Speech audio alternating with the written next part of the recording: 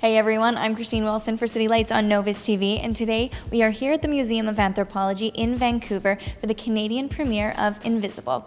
It's an art exhibition that explores the spirituality and tradition of Taiwanese art, and I'm going to chat with the actual artists themselves and get a more in-depth look at some of these amazing pieces.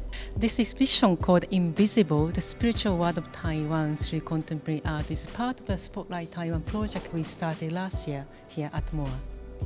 And this art, it seems like there are all kinds of different things. There are these beautiful white draperies, and then there's sculptures and drawings. Can you touch a little bit on the art itself?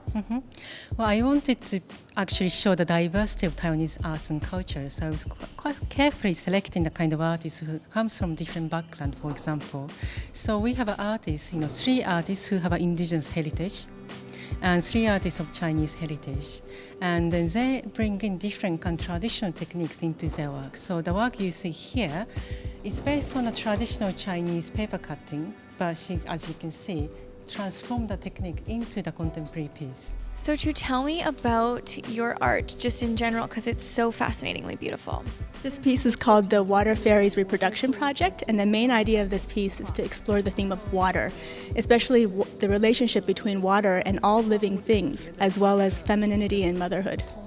What inspired you about that idea, and what made you kind of use these materials to bring that to life? So I'm very interested in water. In Eastern cultures, water is a life-giving force. It's something that brings calm into the spirit. It's something that gives life. And so I'm exploring this idea through these fragile materials. And actually my idea is to take materials that are light and fragile and delicate, but transform them into a monumental installation piece that you can enter. And I'm also taking something traditional but making it contemporary. So how long does it take for you to do something like this? Because it looks so intricate and looks like it would, take a lot of time and be very detail-oriented. So first of all, I created all of these abstract designs myself. These are completely unique designs. I call them my totems. And once I have the design created, I create these by paper cuts, but in order to mass produce them, I've actually created custom-made molds to press these, and there's thousands, tens of thousands of these that I press through metal molds. And to create a large-scale installation like this, you also need a lot of volunteer help. So I actually work with a lot of volunteers, people from the community, and it provides a way for me to take my art and connect with the local culture and the local geography. And then we take these pieces of paper and they're attached to the fabric to create this large installation.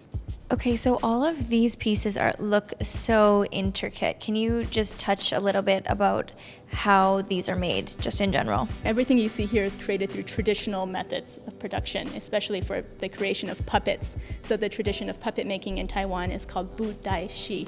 And he uses these methods to create his pieces. And even though they're traditional methods, however, the composition and the way he's installed these works and presented them is very contemporary. Is every single one of these different from one another?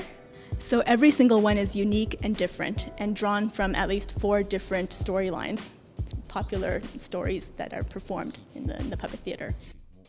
So you get all of your inspiration from watching theater and watching puppets and then kind of bringing them to life through creating different characters?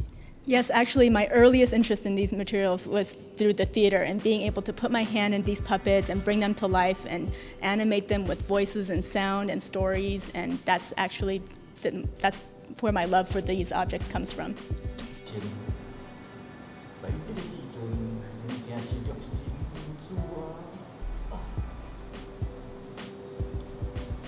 For more information on this exhibition and to find out what's coming up in the future, you can head to moa.ubc.ca. For City Lights on Novus TV, I'm Kristine Wilson.